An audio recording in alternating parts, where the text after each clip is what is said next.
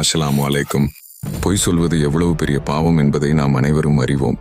ஆனால் அந்த பொய்யை பரப்புகிறவர்களும் அதை போன்ற தண்டனைக்குரியவர்கள் என்பது உங்களுக்கு தெரியுமா?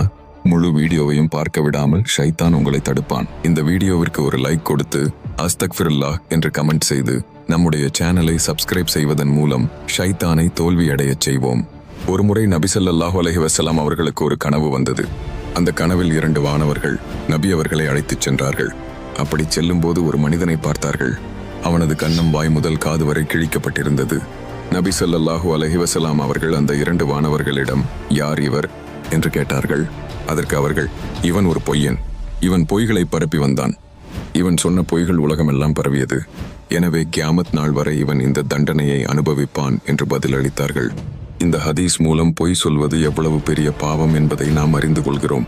மேலும் அந்த பொய்யை பரப்புகிறவர்களும் அதை போன்ற தண்டனை